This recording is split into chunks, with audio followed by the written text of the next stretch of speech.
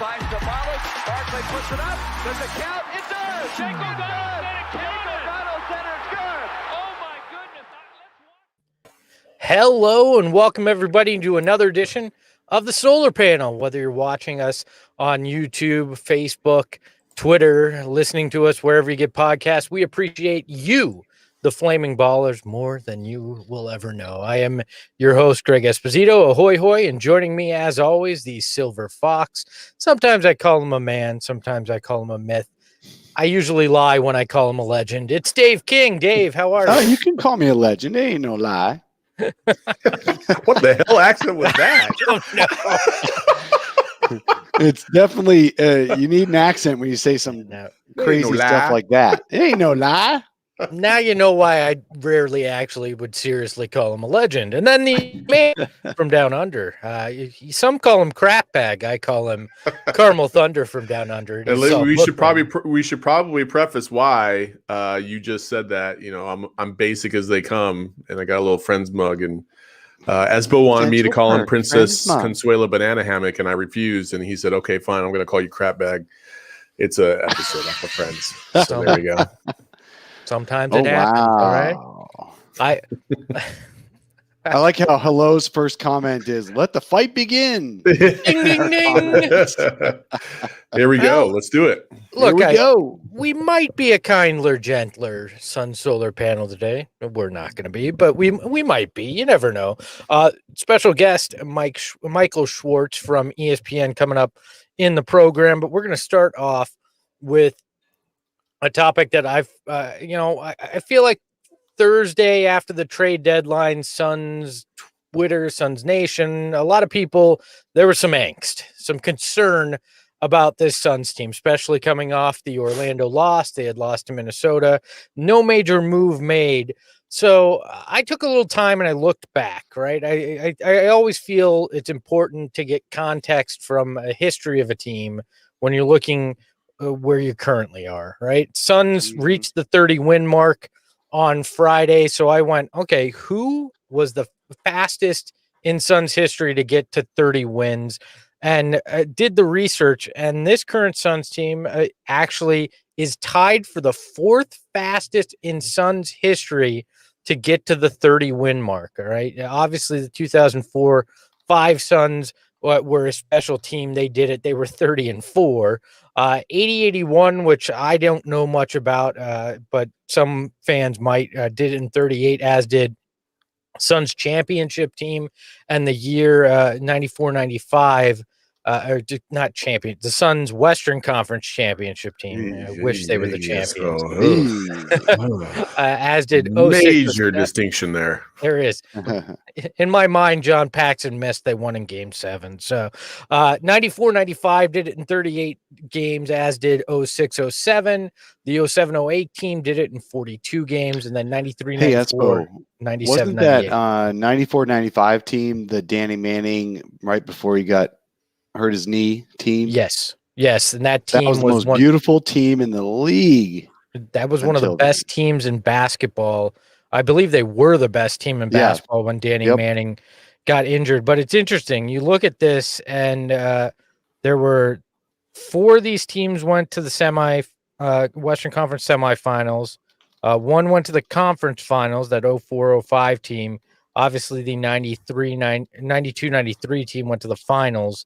And then the 97 team lost in the first round, as did the 07-08 team. But the point to me is, I think expectations have increased, right? Yeah. For a lot of people. But this still is, after 30 games, is tied for the 4th best team in Suns history right now, right? Like, I think that perspective is lost. Dave, what do you think? Man, I've been trying to tell you guys to enjoy this season. That's what I want to. That's what I think. Jeez. No, seriously. This has been fun. It's, Hello commented in the chat that, hey, if you can't get excited about a 4-point win over a terrible team, what can you get excited about from Friday night's game? But you know what? That's better than a 6th loss to such a team. But let's remember, the Suns have the best record in the league against teams over 500. So let's enjoy it. They win the big ones. They sometimes come in a little soft on the bad teams, but they win the big ones, and I really love watching this team close out games.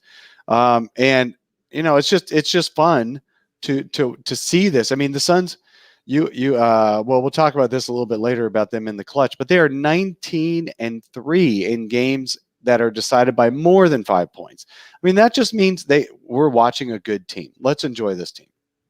I agree. Also to that comment about, if you can't get excited about getting a 4-point victory over somebody who's only won 18 games, you can be selective if you want, but Denver just got housed by that same team a couple days ago. By 20 plus points. Yeah. You know what I mean? So it is, and that team's gone through a lot too. Let's not forget Toronto has been all over the country, and they've got a lot of different distractions, more than the average team right now, besides just COVID. They got family in Toronto and all this other stuff. And EJ pointed that out on the broadcast last night. So it's a little bit more than just that. Plus, when you're coming down the stretch and you're playing against a team like Toronto, who has a championship pedigree because they've proven it 2 years ago, you kind of like hold your breath like, oh, man, I don't know if this is going to go the Suns' way. And I know a lot of Suns fans were like that last night. And it might have been an ugly win, especially in the fourth quarter, and the execution down the stretch wasn't the prettiest, but a W is a W. That's all that matters. And I think that at the end of the day, that's what we need to take away is that, a W is a W. And as long as they keep getting them, who cares? Who cares what it looks like? That's what everybody used to say before the season started is like, I don't care as long as they make it to the playoffs. Well, now we do care, and you want to see, style points, and you want to see, beautiful play and blah, blah, blah. Like a W is a W.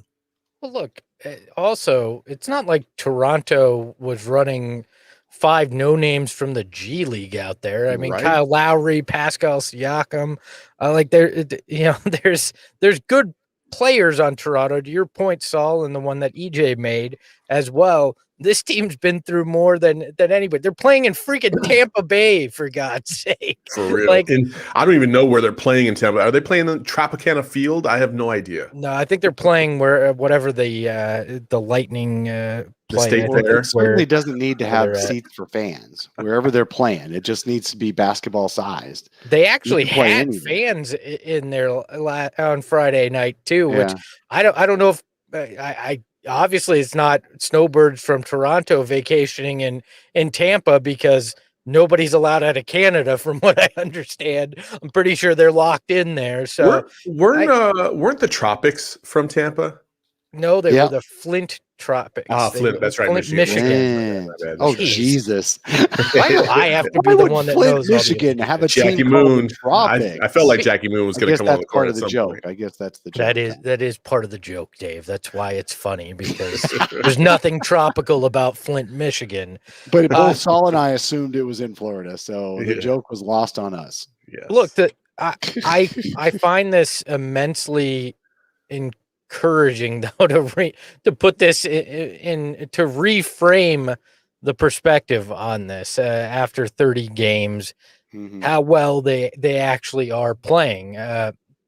And people point out, well, in recent history, it took 2 seasons to get to 30 wins. So, instead of 44 games. So there is that as well. So I just look. There's still some concern that this team isn't good enough, that they don't have enough. But I guess the question is, what is enough right now? The first time in 10 years you get into the playoffs, I want a championship. Obviously, that's what we all want. But second round, if you make it there, can you really be that upset with a Suns team that hasn't been there? And the only 2 guys, like we mentioned on Thursday's midweek stimmy, that have playoff experience are CP3 and Jay Crowder. Can you really get all that upset about a team doing that? I don't know. I don't know where. I'm trying to calibrate where we should be as a fan base and what we should expect. I hate the argument Phoenix isn't a sports town if you don't expect a championship every time. But I also don't want to settle when there's a chance for a championship. No, I totally agree. Wholeheartedly agree. It's just this fine line. It's hard to balance the two because we haven't seen the playoffs in 10 years. So you want to be happy that you finally get to see some winning basketball. But then at the same time, if you say, I just want to make it to the playoffs, people come at you and say, oh, that's just a typical Phoenix fan. They settle for mediocrity. And it's just like, no, that's not the case, man. I've been missing winning basketball for a long time, dude. 10 years. I'm tired of watching other teams in the playoffs. I want to see my team in the playoffs. We're finally going to get that chance this year. I want to celebrate that to a degree. I also agree that we should be striving to win a championship. However, I think some of this needs to be based in reality, and that's what I said on Thursday. Sometimes you just don't have the assets to pull the trigger in making big moves way you hoped you would. Because he used the assets to get one of the Suns' best records in franchise history before the season started. Exactly. You can't just keep using the same assets over and over again. I think we should just be excited that this team doesn't have many holes. I mean, if you're talking about, gosh, we really needed that third big man to come off the bench every fifth game. Gosh, we really need, this and that. And the thing is, you don't need something every single game. There are little pockets of, gosh, I really wish we had a little bit better backup point guard play. Then you see Cam Payne come out there and kick ass, and you're like, okay, maybe it's the big man we need. Then you see Frank Kaminsky come out there and get almost a triple-double off the bench. Then you go, okay, maybe it's the wing that we need, the wing defender we need. Then you see Torrey Craig come in there and get a couple of great defensive plays. And look, that's the thing, is the Suns do not have a consistent lineup problem, and that means James Jones put together a great team before the season started, and we need to stop worrying about what we don't have. Vincent Lai in the chat actually made it hit this right on the head. He said, we are one player away, or we're one player away from being one player away. That's like every fan base in sports. That's like also every team. Everybody thinks that they're one player away. And like sometimes the chemistry is so good on a team that you just got to let it ride. Yeah. And there might be better players, but they might not be a better fit for what you got going on. So you just got to let it ride. Let me ask this in terms of when you're looking at this team, I wonder, is it okay to win ugly? Like, is that just the way this team is going to win? Because there have not been a lot of games where you go, that was the prettiest basketball game I've seen. This team doesn't win pretty. And as Monty Williams said on Friday night after the game, I'd rather win ugly than lose pretty. So is it, I think I briefly brought this up in one of our episodes, but to me, I feel like Suns fans have been conditioned to think fast and playing, a sexy brand of basketball is what good basketball is, because that's what they grew accustomed to with 7 seconds or less, 92, 93, the Cotton Express, those teams. But maybe it's not. Maybe just winning is Guess winning. Who always beat the Suns in those playoffs? Yeah, the gritty teams who were okay winning ugly with defense and making the right plays at the right time and not having to make the prettiest plays. Because look, I was thinking about that this week. That same thing, Espo, this week, is that we're used to seeing really pretty basketball that everyone tells us can't win in the playoffs. And we keep going, what are you talking? Of course it can win in the playoffs. And then when they lose in the playoffs, we're like, maybe next year it can win in the playoffs. We want to prove everybody wrong. Mike D'Antoni's biggest thing was, we're going to prove everyone wrong. You don't have to have defense. Who are you impersonating right now? I'm impersonating. I'm impersonating Saul when he gets excited about something. What do you know how Saul gets excited? Anyways, let's go on these shows. Tell when Saul's worked up. So no, it's one of those things where now the Suns are playing like the teams that beat the Suns in the past. We should enjoy that. I agree. I'd rather win looking like Steve Buscemi than lose looking like Kate Upton. I'd rather win as ugly as possible. Dude, first thing, let's try the Kate Upton part, and I'll try to make her a winner. Jesus Christ. Well, let's get the fiance on, and our special guest is Dave's fiance. Everybody, you would say the same. There is no. Dave. We do have a special guest, though. Definitely not Dave's fiance. We have Michael Schwartz of ESPN, formerly of of Valley of the Suns. Michael, how you been, man? Good to see you. Oh, you're. We got a little. We lost technical difficulties. Technical difficulties. That's all right. Well, he'll come back here in a second. But so now we will bring Dave's fiance on to break down the Kate Upton comment. I love technology. It never quite works the way you hope it does. Michael is calling in from where? Siberia.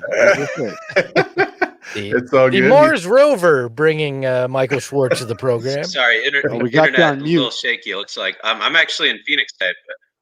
You're in Phoenix today. You're pretty close to us. Which during the summer does feel like Mars, I've heard. Yeah, so not too far. How you been, Michael? Oh, I've been great. Yeah, I've been working at ESPN the last 7 years. Can't believe it's been that long now. And first time the Suns are good since I've been working there.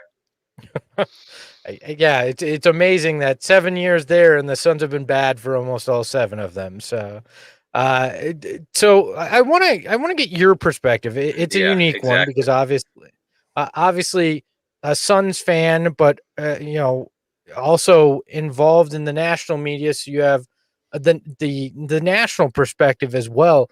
How do you feel this team is viewed by those that aren't as close to it? How is the national perspective when it comes to the Suns team? I think it's a lot of a wait and see approach just because they haven't been there. They have a lot of players on the team outside of Chris Paul, Jay Crowder, who really haven't been there. So I think when even you see it in the Vegas odds where a team like the Nuggets that's been far behind the Suns in the standings the entire year in the Sun. So I think it's one until you win at least a playoff series, they're not going to get the kind of respect you'd think of a team that's currently second in the West. Yeah, that's the thing is the Suns have been getting a little bit less respect from people and just in conversation. Same thing with the Jazz. I mean, the Suns aren't the only team that's being downgraded basically on their championship odds versus their record. I mean, really, when you talk about finals contenders, the teams that are talked about are the LA teams and Denver, basically, because they made the Western Conference Finals last year. And then, the Jazz and maybe the Suns. So the teams have to prove themselves for sure.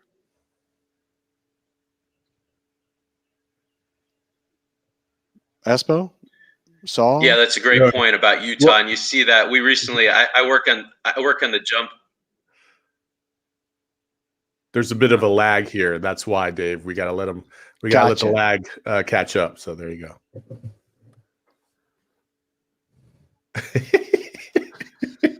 Yeah, I was just saying I work on the jump, and we had our analysts, Paul Pierce and Kendrick Perkins, kind of do if they were the NCAA tournament seeding committee, where would you seed the West? And both of them had the Suns and the Jazz after those LA teams, Denver teams, to your point.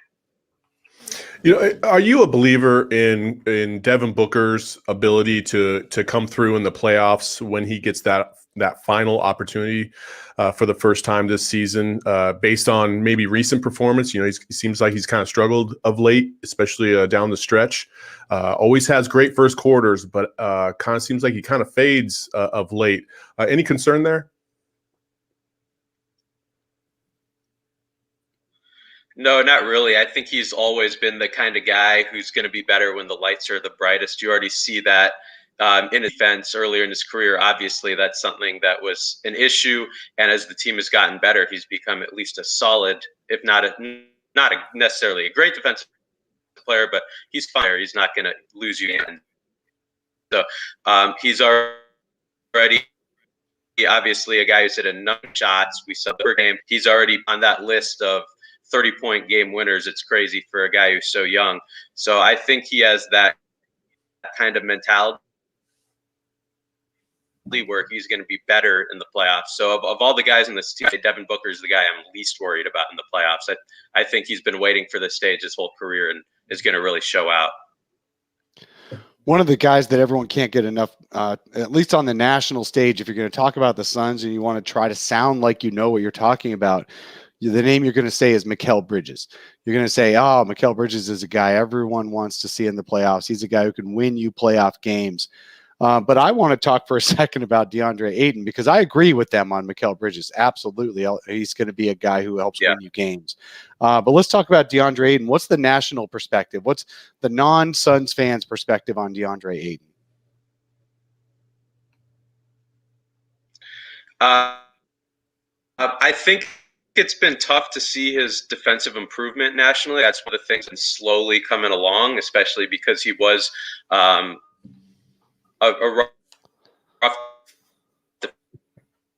defender as a rookie, gave up a pretty high field goal to the rim. So if you're not today, especially for a guy who has been consistent at times, I do think his reputation is the one that's kind of slow. It feels like it always goes back to Luka with him.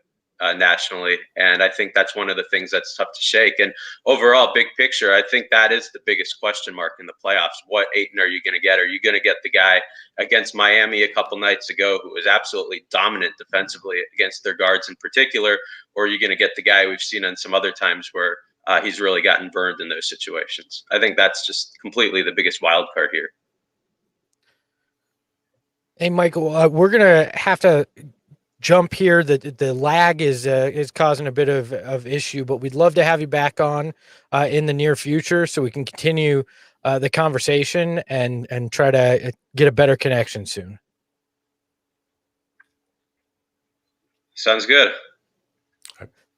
All right, thanks for coming on, man. He is Michael Schwartz of ESPN. We apologize for the technical difficulties there. I really do enjoy Michael's perspective. He started Valley of the Suns back in the day when that was one of the better sites on the internet when it came to Suns. It was actually Dave's Bright Side and Valley of the Suns were neck and neck back in those days, and I always have enjoyed his perspective. There was a few years there where it wasn't just Mike Schwartz, but also Mike Schmitz. Oh yeah, with ESPN, who's now the big time draft guy.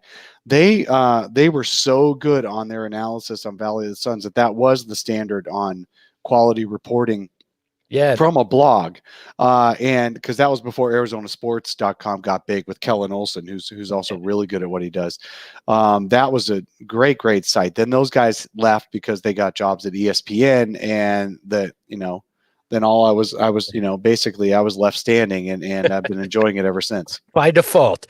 I love that they went to ESPN and Dave wound up with us on Saturday mornings. So obviously Dave got the short end of that. I don't know. I think he drew the big straw. I don't know. Dave gets what he deserves. You know what I'm really disappointed in? I was going to ask him, since he works on The Jump with Rachel Nichols. There's that rumor on the internet that Rachel Nichols is tatted up, because that's why she always wears long sleeves. She's not. She's not. Jesus. I've seen it, but I've met her in person. She's not at all. One thing about Rachel Nichols, she's super tiny though. Super short. Yes, I sat next to her at a game when she was doing sidelines, and she is unbelievably short. I did not expect it. It caught me off guard. Think Bernadette off of Big Bang Theory, like that kind of tiny.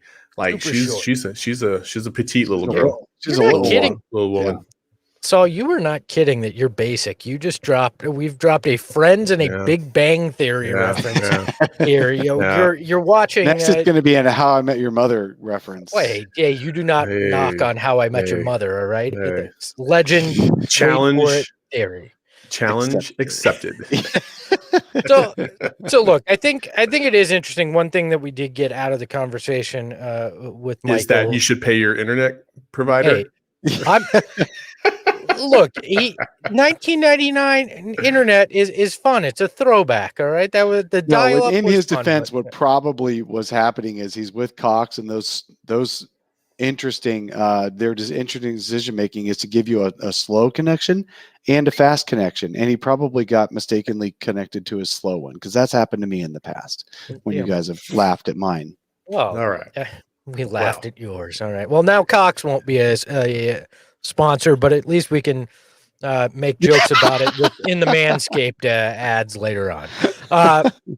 But Oh, look, what I did find interesting about what Michael said was just kind of that national perspective. And I used to think that it was just Arizona that focused on Luka, but I think when you get into the playoffs, that's going to be a line that we hear a lot of. Especially, imagine if the Suns and Mavs wind up as the first round series, right? Which there's a possibility here. The Suns would sweep that series. No, I know they would, but They'd just win the in 5 or storylines 6. going in, Gentlemen's sweep.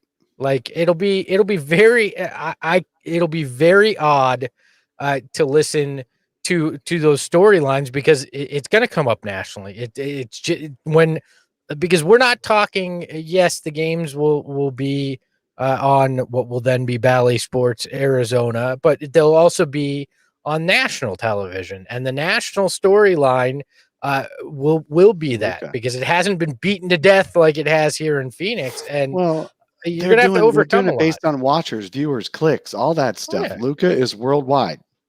I understand the perspective. So we'll get Michael back on another time, dig a little bit deeper on what the perception within the walls of the mothership are in terms of what they think about the Suns. But I want to grind gears here to talk about we got into the buyout market on Thursday in the midweek Stimmy episode, but there was a new name that came up in it, and we argued vehemently about LaMarcus Aldridge. There was some mention of Andre Drummond on Thursday's episode, but a new name has emerged. Gorgie Dang, Mr. Dang, I can't pronounce that name no matter how much I try, was cut and or bought out by Memphis on Friday.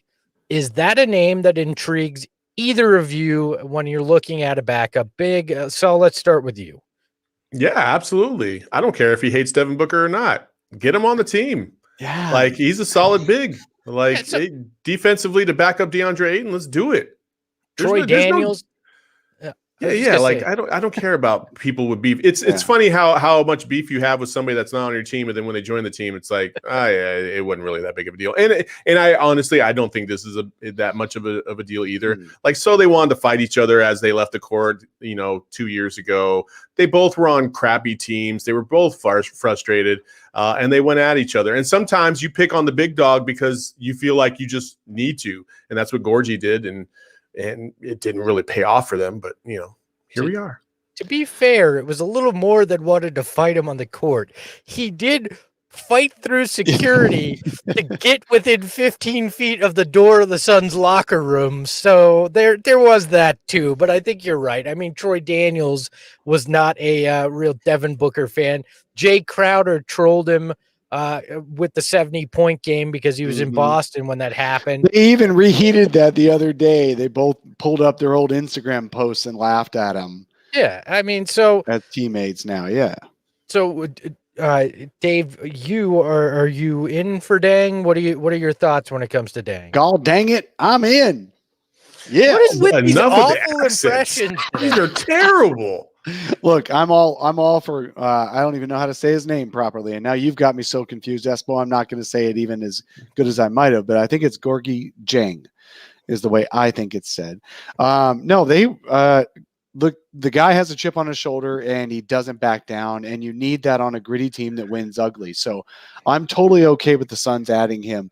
I know we're not huge Kobe fans around here, but Kobe was famous for wanting guys he had previously beefed with to be on his team late, when they had a chance. He actually tried to recruit Raja Bell to the Lakers in his later years after Bell had been traded and then let go by Charlotte.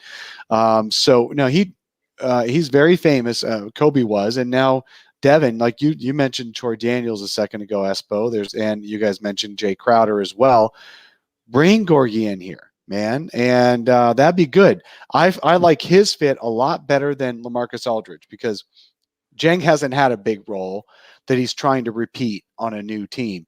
LaMarcus Aldridge already has reportedly pulled himself out of the Blazers contention because They wouldn't give him a big enough role because they wanted him to be their third string center. And he doesn't want that. He wants a big role on a playoff team. And guess who's probably going to give it to him is like the Lakers or someone like that, or the Nets, one of those two. You don't think he would get a big enough role here? No, because I don't want him in big enough role. I don't want him clogging up the lane next to DeAndre Ayton on a side by side. You don't want him in like a Saric role right now? I want Saric in a Saric role. Saric has been one of the best players for the last 5 games. Past week, fine. But for the rest of the season, Saric has been the best, one of the best bench guys in the league. But who is more proven at this point in their careers? It's definitely LA. Okay, also, Kobe Bryant's more proven, but he's not coming here either. I mean, just because I know that was a bad reference, bad guys. Bad accents. Okay. Pick somebody that's alive. Blake Griffin is more proven, but I don't want Blake Griffin either. Blake Griffin's more proven. I don't want him either. Put Dave in purgatory. Oh my God! All right. Wow. I love you, Dave, man. Oh, look,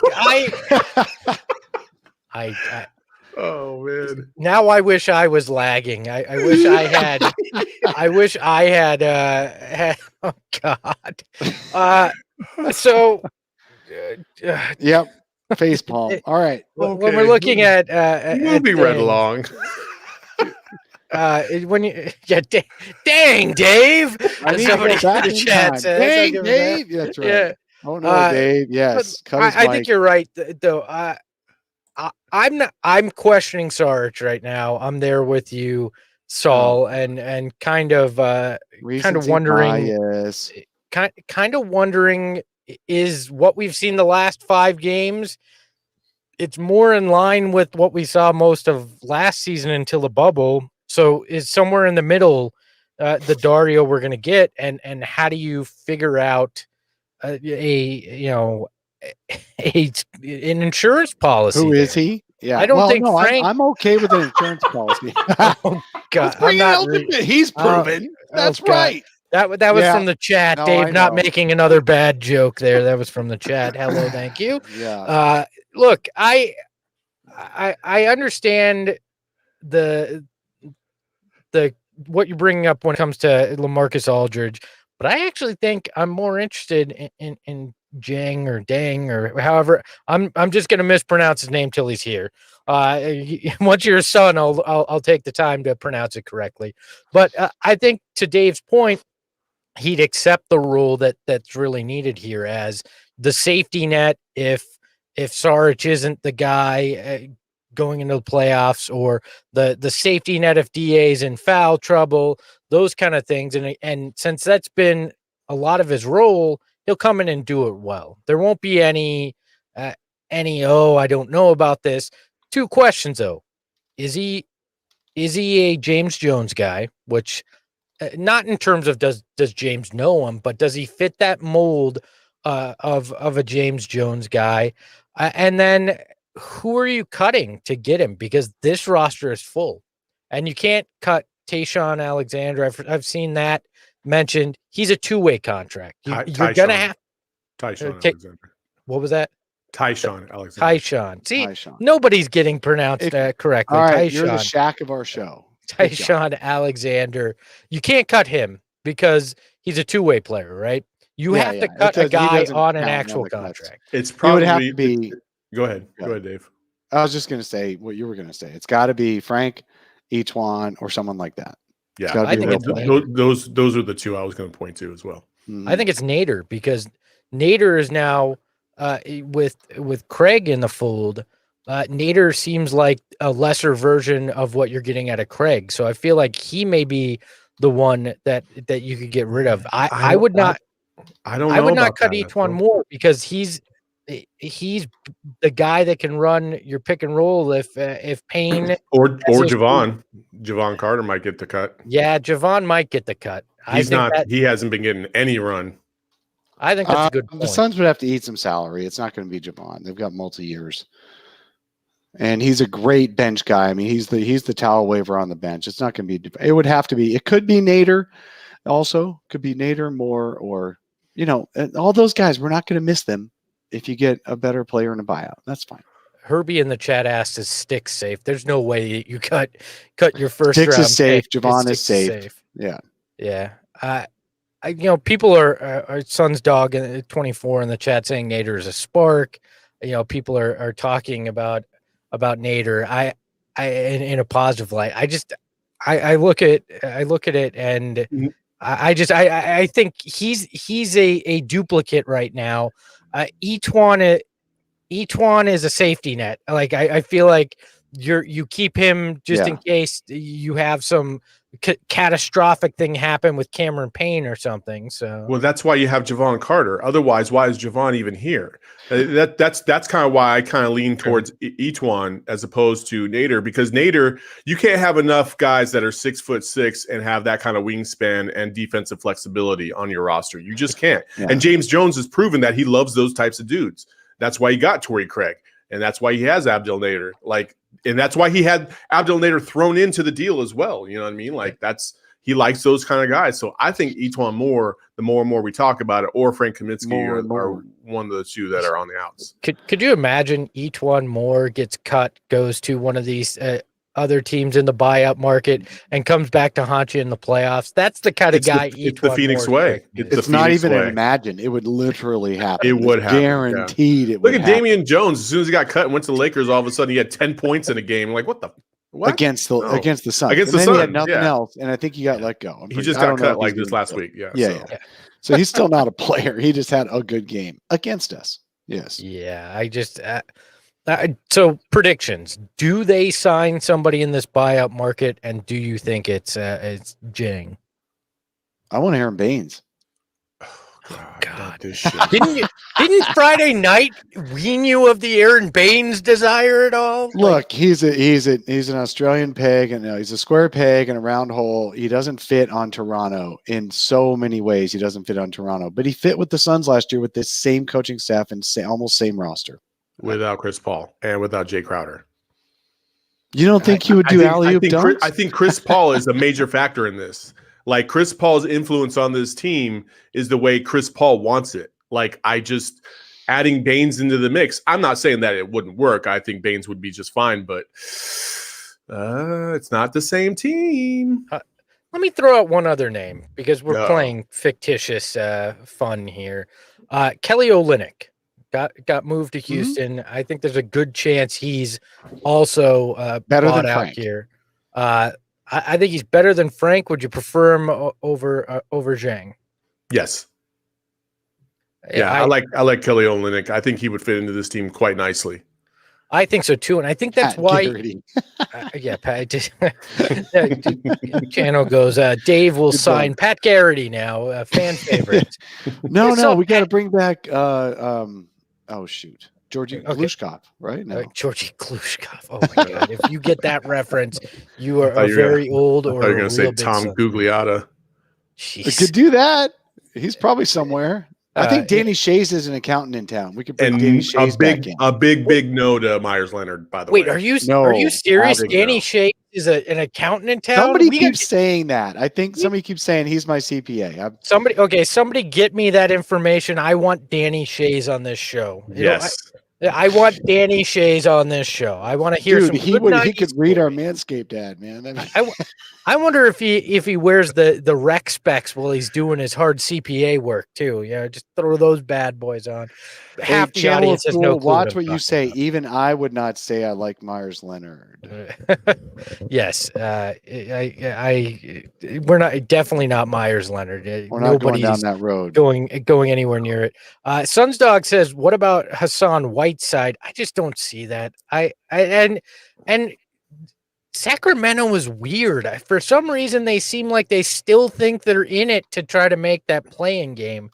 So I'm not sure that Hassan Whiteside is going to get bought out either. By the way, how refreshing is it that we're sitting here at the end of March in a season talking about who they could add as buyouts and not talking about who they're going to draft in 3 months when you're a Suns fan.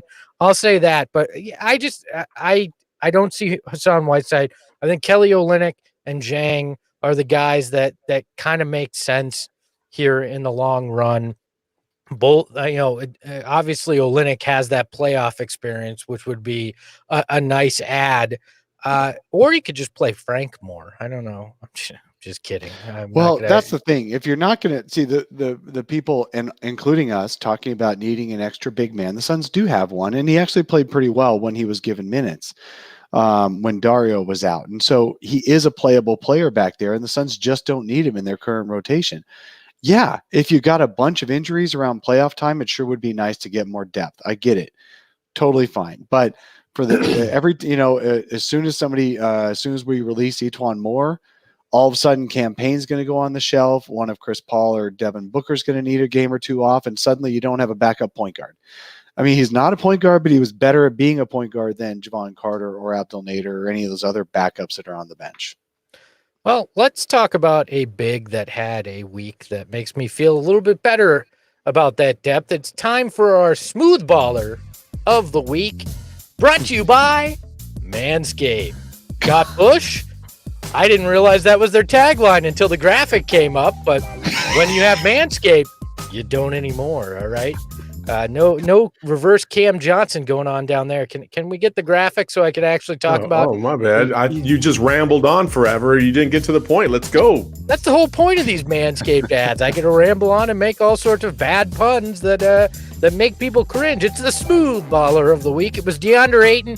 In 4 games, he averaged 20.8 points per game, 20.5. That'd be amazing. 10.5 rebounds, 1.5 blocks, and shot 71% from the field. It doesn't get any smoother than that unless you're using a Manscaped trimmer downstairs. Let's tell you that much. That's when it gets really smooth. If you want to experience what it's like to use Manscaped, you can use the code Flaming Ballers to save 20% off your purchase and on shipping. And just a reminder, I am opening the prize closet. No, that is not a dirty euphemism for what I'm doing with my wife after using Manscaped. That is that is what I'm doing for you, the listeners. I have a bunch of autographed merchandise, things I've acquired over the years, working with the Suns, being a fan. And do you want to see the treasure chest? I want to. Yeah. Hold on. No, the prize closet is just classic. So we would love to to share some of those prizes with you if you reach out and actually share with us a proof of purchase. No, I don't want to see any photos of you using the trimmer. Just want proof that you actually purchased it. You'll be entered to win something out of the prize closet. And I want to thank Brian here. I'm going to read this to you. He's one of the guys that reached out. He goes, I heard we're opening the prize closets. Big fan from South Alabama. I've been listening to the show for probably 2 years or more, and a big Suns fan since 2007 when I was in 7th grade. I've always wanted to get something from Manscaped, but you finally convinced me to pull the trigger with your 5 minutes of balls puns. So thank you, Brian. We appreciate you being a flaming baller and joining the Manscaped family. We hope you and your loved ones enjoy it.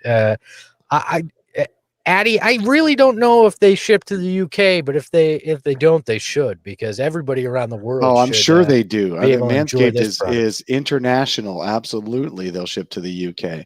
No, yes. Anybody who doesn't do some kind of manscaping is living in the dark ages, like literally. You need to lighten up and enter the 21st century. Hello in the chat goes signed balls as part of the prize closet. Yes, there's some signed balls in that. You can actually see the signature after you use the equipment. Yes. There you go.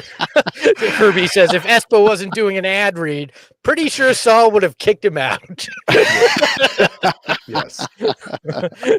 I love that Saul's facial reactions during these are the best part of it. If you're listening on the podcast, Sun's dog pretty much summed it all up. Saul, please take over, man. These dudes both make me cringe. And as do trimmers that aren't Manscaped when you use them downstairs. That's why they pay this guy the big bucks. Oh yes, I got to tell you, Manscaped sent us a really cool assortment of they sent us a trimmer, they sent us some boxers that are not that nice. we share some each of ball us. lotion and Our own. spritzer. Yes. Oh, I'm telling you what, man, the whole shebang. Spritzer. The spritzer, the spritzer is quite nice, that's man. nice. I'll tell you what. That's a little mid-afternoon refresh downstairs. Yes. There you go. Yes. No, so this that is all is good stuff. Manscaped. We're just typical guys who laugh through our comments, but we're all really good stuff. Yeah. Look, man, sure. Manscaped.com, use the code FlamingBallers for 20% off your purchase and free shipping. And don't forget, reach out via email either at mailbag@solarpanelpod.com or DM us on Twitter with a receipt. You will be entered to win something from the prize closet. Thank you to everybody who's done it so far. We appreciate you, and we know that our friends over at Manscaped appreciate you as well. I want to get to the big topic of the day. Oh, the big topic. What's the big topic of the day, Saul? You can take over here. I want to talk about the fourth quarter. Fourth quarter. Friday night? Yep. And I believe, Dave, Mm-hmm. Ooh, Dave, stat me. Here we go. Yes, baby. Yeah, we have the stat of the week, and I am definitely going to stat you guys. Espo brought this up the other day on the midweek stimmy, if you guys paid attention to that. And he brought it up, and I decided to do some research on it. The Suns are 30-14 on the year, right? They are 11-11 in clutch games, which means clutch games, meaning the score is within 5 points either way in the last 5 minutes of the game. You would think that actually happens to all teams a lot, but actually the Suns have the 6th most clutch minutes played this year. So actually not a lot of games are within 5 points toward the end. So the 6th most minutes in clutch minutes throughout the year, they're 11-11. Considering the rest of the time they're 19-13, that means you have a good team. But when they're close, that means 19-3. 19-3. I'm sorry, 19-3. I said it earlier too, and I messed it up. 19-3 in non-close games, which is excellent. That means you have a good team. But in clutch games, which just about every playoff game comes down to the clutch, the Suns are only 11-11.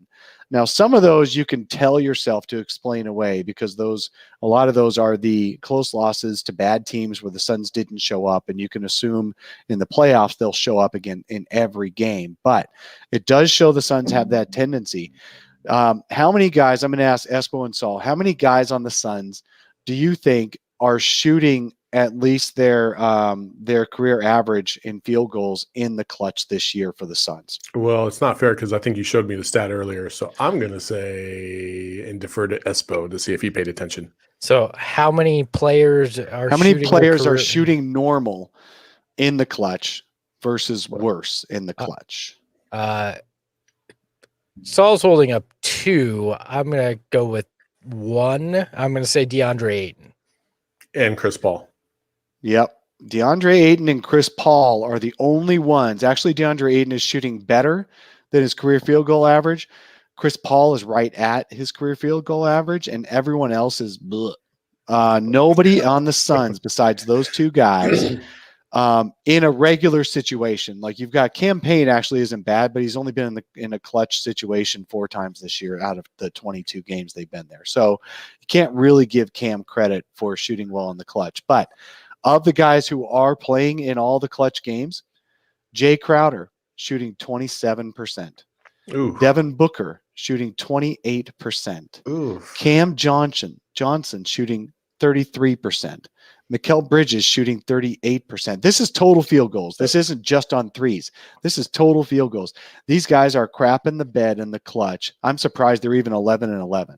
Well, well, go ahead. Can I say a few things? Yeah, go ahead. Please do. So there was a couple things. The more concerning about all of that is the one and only Devin Booker. Let's be real. Like the thing that concerns me the most about Devin in the fourth quarter, from what I've been able to, decipher from these games, is that it's almost like he changes his game when it gets into clutch time. And he's always looking for the foul instead of just playing his game. There's so many times during the first quarter specifically where he'll settle for that little mid-range jumper, and it's money. It's absolute money. And then we get to the fourth quarter, and last night I was looking for that. He had a couple instances where he could have easily just stopped on the dime and pulled up from the elbow, and he just kept going and lost the ball or didn't get the foul call. And I was just like, why are you changing your game up right now? Well, and he's going into triple coverage too. Like they're all knowing he's going to take the shot, and they're all rotating into him. Exactly. And so that's my concern about Devin, is that he's kind of changing his game as the game goes along. And I understand you have to modify based on what the defense is giving you, but the defense, for the most part, especially with Toronto last night specifically, was showing him much of the same thing that he was getting in the first quarter, and he just wasn't doing the same thing he was doing in the first quarter. So that's my biggest concern.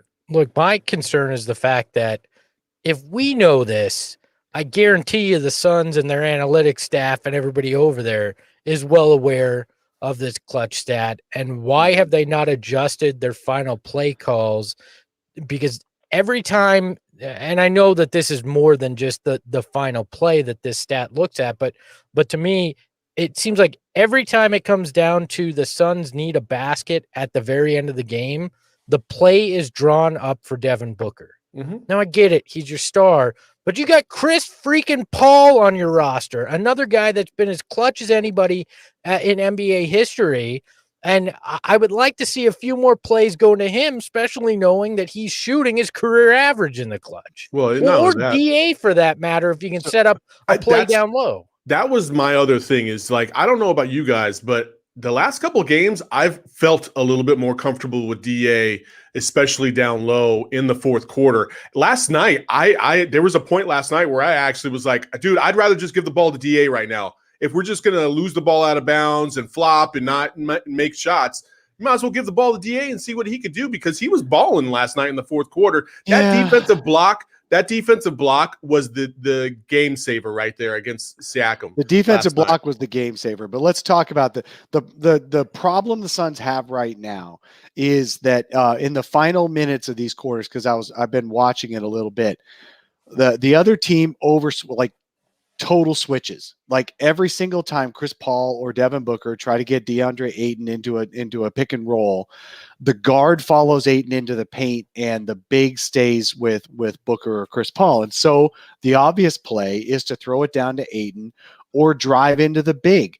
But the problem is that the Suns don't trust Ayton not to bring the ball down, and those guards are quick with their hands, and you can't afford a live ball turnover in the. But they're getting the live ball turnover anyway. No, I get it, but their thought process is, man, this is more likely a live ball turnover than if I take the shot. And then if a big is on you as the ball handler, either Booker or Chris Paul, that's when you do the little juke and get yourself into a mid-ranger, which you've had all game, except now these teams are over-rotating, and so a third guy is coming in and picking you up at the mid-range, and then what do you do? And now, what the Suns need to do is they need to get Ayton they need to trust Ayton enough to dump it down to him where he keeps the ball high out of reach of the guard's hand that just switched onto him, and just turn around and flip it into the basket. Once he does that, this entire gimmick defense is going to fall apart in the clutch, and the Suns will be better. And right now, they don't trust it. And that's part of the problem that we saw last night with the Suns when they were losing the lead, and they shot I think they missed 10 straight threes and let the Raptors get back into the game. Is like they refused to go inside. They refused to take the layup. They refused to take the mid-range jumper. It was all threes. And I kept screaming at the TV, get the ball inside and just get your bunnies. Like, DA's got a mismatch. There's not one guy on the Raptors team right now that could have guarded DA down low, and he proved it last night. As long as he keeps the ball up. As long as he keeps the ball up, for sure. But in terms of what the other team is doing to DA and not DA doing to himself, like there was nobody that could stop him. And I just wish that the Suns would start to develop that. And I thought that CP3 was going to develop that for DA a little bit. And he's trying.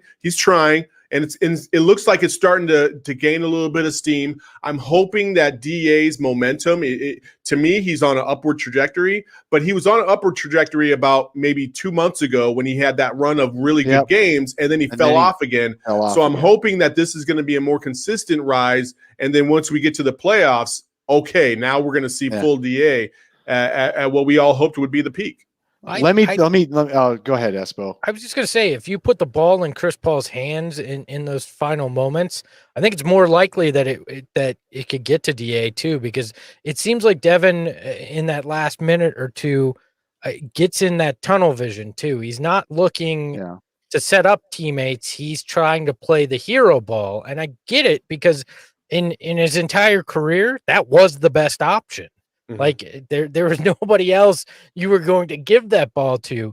But obviously Chris Paul's a legit option. And I think if you put a little trust in DeAndre Ayton, he could become a legit option in those moments, especially in a game like Friday night, how he was rolling. So at some point you need to trust other people, because it's going to benefit you when you come to the playoffs. I just can't speak enough praise to DeAndre based on his defense. I feel like that's what separates him from Saric to a large degree. Obviously, I'm stating the obvious, right? But a lot of people want to see Saric in the game. And I think in somebody even in the chat mentioned it, that Saric gets spot minutes over DA down low or down in the fourth quarter. And I'm like, is that really your best long-term solution? No, it's not. You have to play DA. I don't give a I don't care. I don't care if Saric has got 25 points. Like, you need DA long-term to battle the bigs that you're going to have to face in the Western Conference playoffs. Otherwise, you're going home, because if you're relying on Dario Saric, you're going home in the first round. That's just a fact. Like, he's not guarding Joker. He's not guarding Anthony Davis. Like, that's DA is not definitely happening. your best chance at a championship. Absolutely, Saul. We've talked about this a couple of times too, and I think we need to keep repeating it because people aren't getting it. Just because DeAndre Ayton has the greatest capacity to be your difference maker in your championship run. So the best thing you can do is to play him into that position and put him in the position to actually do that. Can we also finish it for you? Can we also talk a little bit about the difference between rebounding and defense? It's almost like we have to have a regular segment on this too. Some of the better rebounding teams in the league are also the league's worst teams. It's the teams that play good defense. Like, DeAndre Ayton doesn't, just because he's been averaging 9 rebounds a game this week, does not mean his defense has gone down. Actually, his defense has gone way up. His defense has been incredible this week. And that block that he got last night to close out that win, to seal that win against Pascal Siakam, who was just going nuts, and getting all the foul calls that DeAndre Ayton was not fouling him.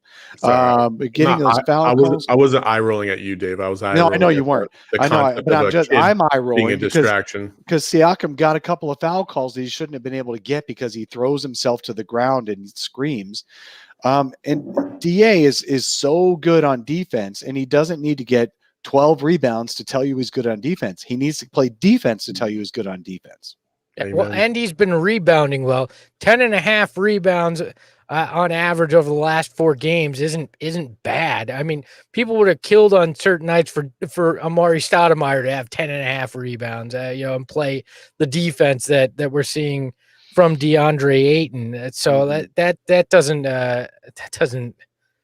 doesn't surprise me that people are still frustrated with it. But now's the time to experiment in the clutch, because you can't experiment when it comes playoff time, because one bad clutch moment is the difference between winning and losing a series.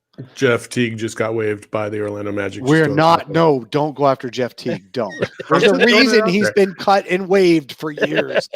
Don't go after Jeff Teague. Good Lord. I love that we're playing Who's Cut Next. Oh, God. That's how we do, baby. Oh. So back to clutch really quick. Nobody on the team averages more than 1.4 shots in the clutch except Chris Paul and Devin Booker. Again, we talked about this. They can't be taking 80% of your shots in the clutch. They've got to come up with a more diversified offense.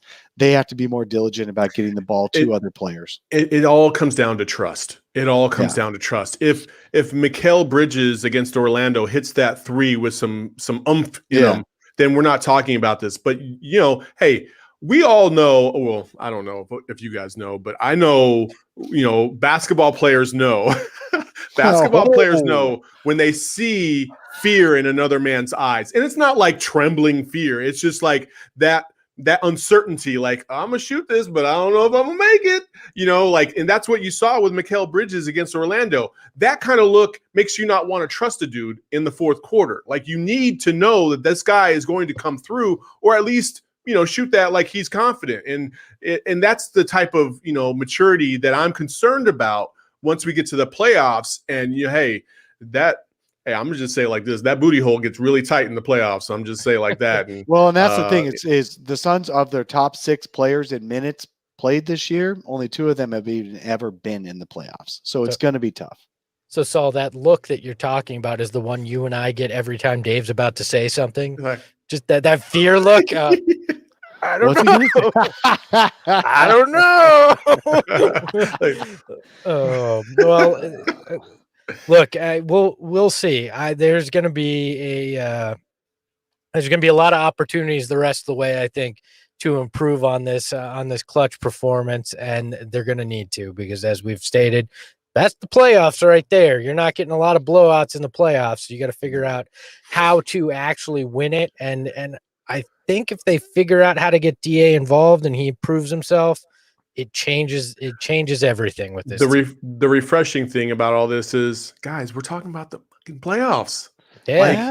Yes. That's the part you get excited about. You owe like 75% to the swear jar today. You've I thought I said that under my breath. You've gotten to that line. You're like when you use a Manscaped razor and you're like, how close can I get to this being painful? The chat lives for the swear, and so they're just like, just a minute ago when I didn't say the full word, they were like, "Oh, Saul pump fake." Yeah. You know what I mean? Like, The flaming ballers need to keep us honest. We need to keep tally. It's $5 per swear. You guys keep track of what everybody owes. When did that price go up? Hey, look, we're big time now. We got sponsors and stuff. $5. It's just happening. So Saul owes us $40 today. We're gonna need referees, because if the Suns sign Jang, it's gonna say, Jang isn't a swear word. How old are you? Depends on how you slang it. What? Oh my God! And on that note, you know what I say? I think what we should do, and this is honestly speaking, I think if we do a swear jar for real, and we put money in it, we should donate that money to like Phoenix Children's Hospital or something like that. I think that'd be a great call. I think so. I think we should do it for donations. Well, as long as we reduce it from our net income from the show, that's fine with me.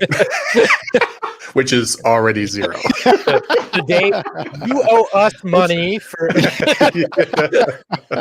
Wait a minute. In the chat, hello says, never say slang it again, Dave. Agreed. Slang it. Agreed. We will not do that. Ernesto says, swears for kids. That's what we're going to refer to the swear. Hey, you got to take a negative and make it a positive, and there we go. I like it. We will be helping children every time. Dude, Dave. Ernesto, you made me think of the absolute worst commercial jingle I've ever heard in my life. Thank you very much for that. The Cars for Kids. Stop.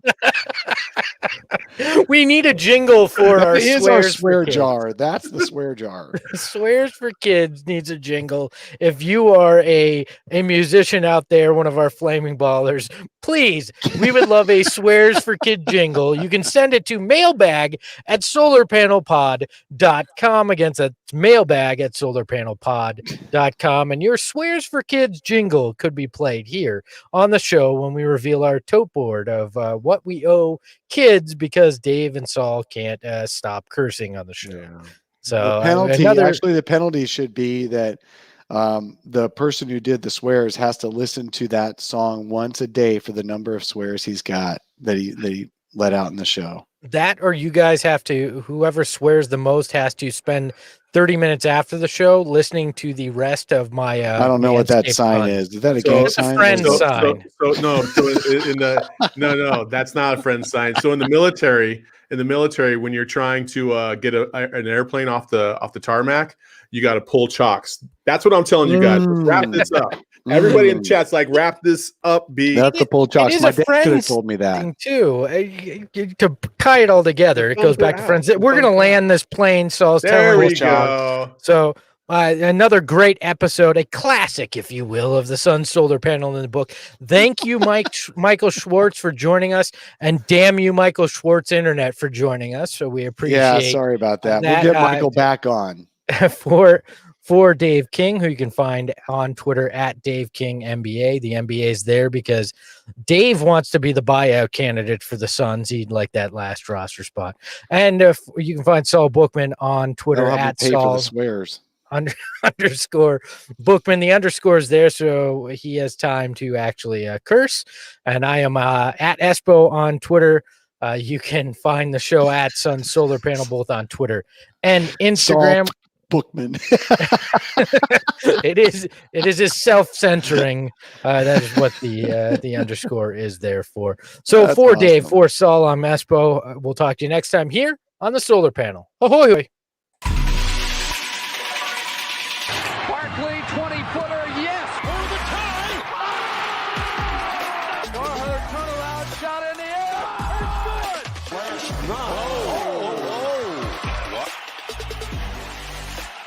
finds the Barkley puts it up. There's a count. It does. Shango got it.